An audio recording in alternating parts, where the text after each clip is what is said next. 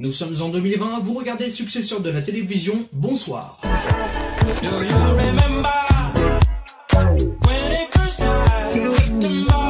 En 2012, Mamoru Hosoda a une idée.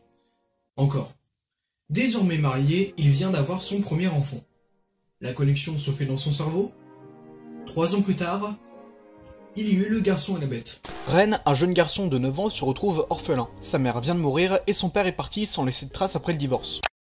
Ayant fugué de chez ses tuteurs légaux, il déambule dans les rues de Tokyo et hurle sa haine envers l'humanité. Il finit par rencontrer Komatetsu, un homme ours têtu prétendant au titre de seigneur du royaume de Jutengai. Devant forger un disciple pour lui succéder, il le prendra sous son aile et finira par le considérer comme son fils. À l'échelle mondiale, le film rapporte 5,85 milliards de yens, et quand tu sais que le film est distribué, ou devrais-je dire massacré, aux USA par Warner et en France par Gaumont, tu peux t'attendre à du lourd. En effet, le film est une réussite. L'histoire tient la route, les personnages sont sympas, et l'animation est magnifique. Rien que la scène d'ouverture est un régal. Je salue d'ailleurs le 360 fait depuis le point de vue de Ren, et réalisé entièrement en dessin. Le personnage principal a un très bon arc d'évolution, tiraillé par son passé et devant surpasser la part d'ombre qui sommeille en lui. Qui est-il?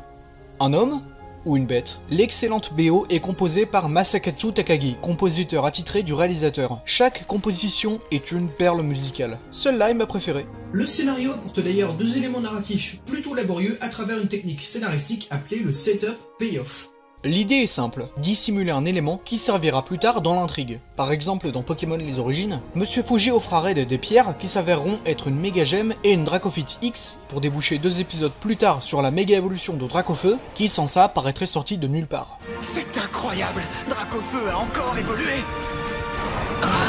Lors du premier entraînement, Komatetsu dit que Ren doit contrôler son sabre avec le cœur pour déboucher sur la scène vers la fin du film, révélant la réincarnation de Komatetsu. Ce procédé est utilisé une deuxième fois quand Kyuta repart chez les humains où Kaede évoque l'histoire du livre Moby Dick pour aboutir sur la scène où Ichiro Eko prend la forme d'une baleine. En parlant de Moby Dick, l'histoire du film y fait écho. En effet, Ren, le héros, est très semblable au héros du livre. Ils s'interrogent sur leur place dans le monde, ils cherchent à se venger d'une chose qui leur a pris une part d'eux-mêmes, pour Ren c'est métaphorique, hein, et qui au final vont se laisser dominer par la haine. La fin du film amène d'ailleurs à une excellente morale. Lors du combat final, Ren décide d'épargner Ichiro Eko, un peu de la même façon que Batman épargne Superman dans l'Aube de la Justice. Pour bien me comprendre, je vais vous expliquer.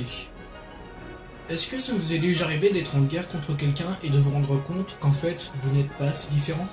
Si Ren épargne Ichiro Eko, c'est parce qu'il est comme lui. C'est un humain, mais ses vrais parents sont des bêtes. En bref, Mamoru Hosoda est bien parti pour être le digne successeur de Miyazaki, et Le Garçon et la Bête est une réussite. Même si pour moi, le film est un tout petit peu derrière Les Enfants Loups.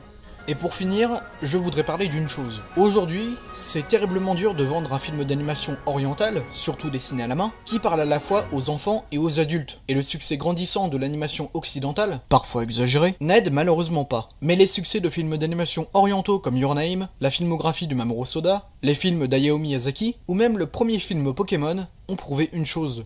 Le cinéma d'animation orientale mérite tout autant de succès que les studios d'Hollywood. Sur ce, la trilogie est bouclée et je vous remercie d'avoir regardé la vidéo. Je vous invite donc à partager, à mettre un pouce bleu et à vous abonner. C'était Bastien03 et je vous souhaite une bonne année.